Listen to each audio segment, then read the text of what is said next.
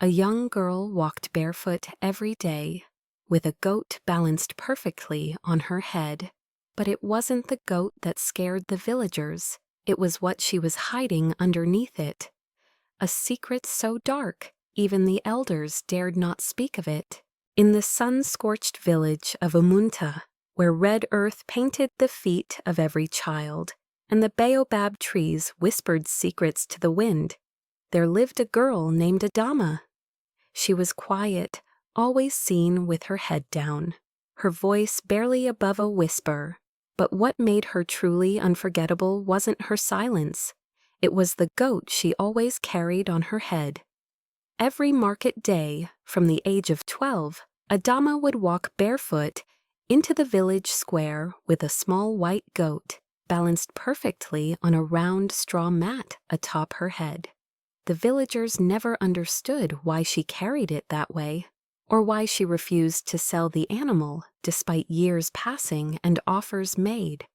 Even more strange was that no one ever saw her feed it. The goat never grew older, never bleated, never moved. At first, people laughed. Adama the goat girl, they called her, but when the laughter faded, unease took its place. The village priest once warned the people, some spirits carry burdens too heavy to explain. Leave the girl be. But suspicion and whispers grew louder, as they do in places where fear breeds curiosity. Adama's mother, Mama Ifeoma, was a widow. She had once been the village's most respected herbalist, but after her husband's death, her fame twisted into fear. Some said she used forbidden roots. Others swore her remedies whispered at night. Still, no one ever proved anything. People began to distance themselves from Adama. Children were told not to play with her. Mothers crossed the road when she walked by. Traders refused her money, and elders spoke of ancient curses. Only one person dared speak to her, a boy named Ebuka. Ebuka was the son of the village blacksmith. Strong, loud, and often foolish, he found Adama's mystery fascinating. "Why do you carry that goat like it's your crown?" he once asked. She didn't answer, just looked at him with those strange, knowing eyes and walked away. But Ebuka wasn't afraid. He began to follow her, at a distance, then closer, then beside her. They became friends, if you could call it that. She never spoke, but she listened. Ebuka filled the silence with stories, jokes, dreams of leaving Umunta and becoming something greater. And Adama, she simply walked with him, always with that goat atop her head. One Harmattan evening, as dust danced in the fading light, Adama and Ebuka wandered near the old river, the one the elders said had dried because the gods turned their faces away. There, Adama stopped. Slowly, she lifted the goat from her head. Ebuka watched, frozen.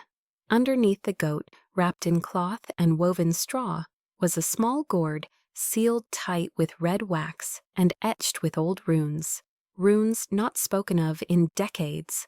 The goat, it turned out, wasn't alive at all. It was hollow, carved from wood, painted to look real. A disguise, a cover, a burden. Adama placed the wooden goat beside her and held the gourd in her hands like a mother cradling a child. "What is that?" Ebuka asked, his voice cracking. Adama's lips parted for the first time in years. Her voice was soft and ancient. "It is the promise my mother made to the gods, and the curse she left for me to carry." Ebuka stepped back. The wind howled through the dead riverbed. Adama didn't explain further. She rewrapped the gourd, placed it inside the goat shell, and returned it to her head. Then she walked away, leaving Ebuka with more questions than answers. That night, Ebuka dreamed of a forest that bled fire, of spirits that wept, of a voice whispering, "She carries what should have been buried." When he awoke, his window had shattered, and outside, the sky was red, not with sun, but with something far older. Umunta had always believed itself protected by tradition, faith, and silence, but something ancient was stirring, and the girl with the goat was at the center of it all. Morning in Umunta was usually filled with the clatter of pots, roosters crowing, and the laughter of women fetching water. But this morning was different. The air hung heavy, as if weighed down by something unseen. The trees stood still, no birds sang, and in the center of the market square, an old baobab tree, known as the Tree of Names, had fallen. No one had touched it, no storm had come. It had simply crashed down, its roots blackened and oozing thick, dark sap. Elders gasped. That tree had stood for generations, carved with the names of every newborn in the village. Its fall was not just an accident, it was an omen. The priest, Baba Kalu, was summoned. His face turned pale when he saw the roots. He touched the sap and flinched, whispering a single word: abomination. Children were kept indoors. Market stalls remained closed. The people of Umunta whispered the only name on their minds: Adama. She passed here last night. She carries something unclean. She is the reason the tree fell. In her small hut at the edge of the village, Adama sat in silence, while her mother, Mama Ifeoma, crushed herbs with trembling hands. She had known this day would come. She had tried to delay it, but the gods have long memories, and the gourd was growing restless.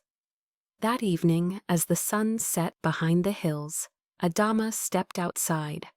The goat was back on her head. The villagers watched from their windows, their eyes filled with fear and suspicion. She walked straight to the fallen tree, where the elders stood in a tight circle, murmuring incantations. The moment she arrived, silence spread like fire. All eyes turned to her. Baba Kalu stepped forward, holding a staff carved with ancestral symbols. "Child," he said, his voice shaking, "what burden do you carry that brought down the Tree of Names?" Adama looked up. "One not mine to bear," she replied, "but I carry it still." The priest frowned. "Show us what lies beneath." But Adama didn't move. That night, the wind returned to Umunta, but it did not bring comfort. Instead, it carried with it the cries of goats that weren't there, and the smell of blood on soil untouched. Ibuka couldn't sleep. He kept remembering Adama's words by the river. "It is the promise my mother made to the gods, and the curse she left for me to carry." He left his compound and walked through the moonlit village until he reached her hut. He knocked once, twice. The door creaked open. Adama sat by a small fire, her eyes glowing faintly in the light. The goat rested beside her, still wooden, still hollow, but its carved eyes now seemed to weep. "I need to know," he said, his voice cracking. "What is in that gourd?" She looked at him, tired but resolute. "A name." "A name?" "Yes," she whispered, "a name not meant to exist." Ibuka sat slowly. "Tell me." And so she began. Years ago, before Adama was born, Mama Ifeoma had fallen in love with a man not of this world, a spirit that walked in flesh, wrapped in charm and shadow. They met at the sacred river during a blood moon. No one knew, not even her husband. When she became pregnant, she knew the child would not be fully human. So she made a deal with the gods. She would sacrifice the child's spirit before it fully awakened, binding it inside a gourd carved with runes and sealed by her own blood. The vessel would remain hidden, but the curse would need a carrier, someone pure, someone bound by blood. When Adama was born, her soul was untouched, but her duty was sealed. From her 12th year, she would carry the goat shell with the gourd inside. Always, never opening it, never losing it. "If the gourd breaks, the spirit will rise," she said. and the dead will come looking for the living. Ebuka stared at the fire, disbelief and fear battling inside him. Why tell me now? Adama's voice trembled. Because it's waking. The tree falling was the first sign. Soon it will no longer be content staying inside. Outside the wind rose again. Dogs howled, and far off in the forest something screamed. A sound not quite human, not quite animal. A sound that hadn't been heard in generations. In the darkness, the wooden goat twitched. The next morning, the village of Umunta awoke to find their sacred river flowing again. But it wasn't water that shimmered in its belly. It was thick, dark, and oily, like the blood of something ancient. Fish floated lifeless on its surface. The women who fetched water dropped their calabashes and fled screaming. The elders convened in panic. Something had been disturbed, and the people no longer doubted its source. They marched to Mama Ifeoma's compound, chanting prayers, holding staffs and Bibles, calling for fire and judgment. But when they arrived, they found only Ebuka at the gate. "She's gone," he said, sweat running down his face. "She left before dawn." The elders demanded answers. Ebuka gave them none. But deep in the bush, far from the village and its fearful eyes, Adama knelt in a clearing she hadn't seen since she was a child. The forest around her pulsed with unnatural silence. Even the wind dared not blow here. She placed the wooden goat beside her and unwrapped the straw mat. The gourd was warm in her hands now, too warm. A thin crack now split its surface like a vein. The red wax seal trembled. The runes, once dull, now glowed faintly with orange fire. She could feel the presence inside stirring. Mama Ifeoma had once warned her, the gourd must never feel the breath of night. Its curse is drawn to moonlight, and its hunger awakens in silence. But it was too late. The gourd had already begun to hum, softly, like a song without melody, the kind of sound that twisted itself inside the ears. Adama set it down and wept for the first time. Back in Umunta, the priest Babakalu collapsed during midday prayers. Froth formed at his mouth, and he began muttering in a tongue none had heard before. He shouted Adama's name and screamed of fire, rivers of blood, and a child without a face. When he finally came to, he looked at the crowd and declared, "It has begun. The old spirit is loose." Panic swept the village. Children were locked indoors. The masquerades were summoned. Drummers began to beat rhythms not heard in 20 years, the kind used only when something from the other side came near. Ebuka couldn't rest. He stole away into the forest to find Adama. His heart told him where to go, guided by memory and fear. When he arrived at the clearing, he found her sitting beside the wooden goat, holding the gourd tightly. "I told you not to follow me," she said without looking up. "I had to," he replied, stepping forward. "If you carry this, I carry it with you." Adama's face twisted in pain. "It's cracking, Ebuka. It wants to come out." "Then let's bury it," he said. "Let's take it to the sacred hill and send it back." But Adama shook her head. "The curse must be sealed by blood. Mine." Ebuka froze. Number.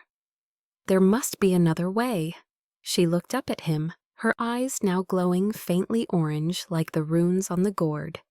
"The spirit inside is my brother, the son Mama Ifeoma never let live, half human, half something else. He sleeps in this gourd because of me. He waits for me." Suddenly the gourd pulsed, the crack spreading. It let out a shriek, a sound that bent the trees and made the birds fall from the sky. Ebuka fell to his knees, clutching his head. Adama screamed. The wooden goat burst into flames, and then silence. When Ebuka opened his eyes, Adama was unconscious. The gourd hovered in the air, glowing with a deep red light. From its cracked body, a faint mist escaped, dark and slow, like smoke from a forgotten fire. The earth beneath them trembled. Ibuka crawled toward her, shielding her body as the mist reached outward. The gourd, now fully broken, dropped to the ground with a dull thud. It rolled once, stopped, and from within the ashes of the goat, 2 eyes opened. Eyes not of this world. Ibuka screamed. The wind screamed through the forest, bending trees and scattering leaves like frightened birds. From the ashes of the burning goat, the thing that had once been sealed in the gourd began to rise, not with flesh, but with shadow. It had the shape of a boy, no taller than a child, but its face flickered like flame, and its body seemed stitched together from smoke and whispers. Ibuka pulled Adama back, though her body was still limp. The spirit floated, silent now, its eyes fixed on the girl who had carried it for 10 years. Then, in a voice that was both a cry and a command, it spoke. "Sister?" The sound of it cracked branches and made the earth shudder beneath them. Adama stirred, groaning as her eyes fluttered open. When she saw the spirit hovering above the ashes, her tears came freely. "Chinedu," she whispered, "my brother." The spirit drifted lower, its face shifting between a child's and a monstrous reflection of it. "Why did she bury me? Why did she kill my name?" Adama's heart broke. "Because the gods demanded a sacrifice. Mama tried to bargain with them, but she could not kill you, so she sealed you. And I carried your punishment." The spirit circled them, its shadow touching the trees, wilting their leaves. "Then I will take her place," it growled. "I will wake the old ones. I will drown this land in the tears I never got to cry." "No," Adama said, standing to her feet, legs shaking. "You were wronged, but I will not let you punish the innocent for a mother's sin." The spirit shrieked. The sky darkened instantly, thunder rumbling without clouds. All the way back in Umunta, elders collapsed, chickens ran in circles. The sacred drums exploded without being touched. Adama took a step forward. "Then take me." The spirit paused. "I will give myself," she said, "my blood, my breath. If that is what will close the door you're trying to open."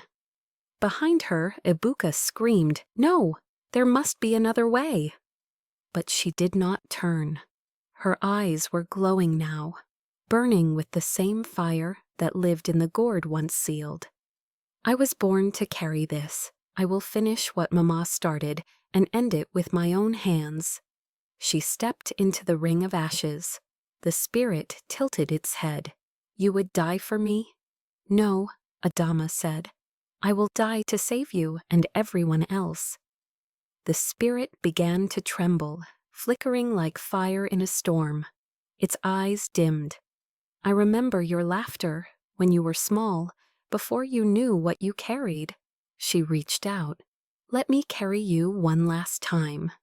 And in that moment, the spirit folded into her arms like a baby. Her body shivered, the flames roared. But there was no scream. There was only light, blinding, golden, divine. It spread through the trees, down the hills, into the river. Umunta saw it from miles away, a column of fire piercing the sky. And then, just as suddenly, it vanished. When the villagers arrived, they found Ibuka covered in ash, weeping beside a small mound of earth. On top of it sat the remains of the gourd, sealed again, but this time with a black wax. Etched on the surface was a single name, Adama. The forest was silent again. The river ran clear. The sky was blue. Back in Umunta, the tree of names began to sprout anew, green, fresh, strong. The curse had passed. The gods had accepted the offering. But for many years after, on the first night of the Harmattan. The villagers swore they could hear a girl's laughter drifting through the trees. And if you followed it, you would find a white goat standing alone on the path, staring into your soul. They say not all sacrifices die, some become stories, and Adama, she became a legend.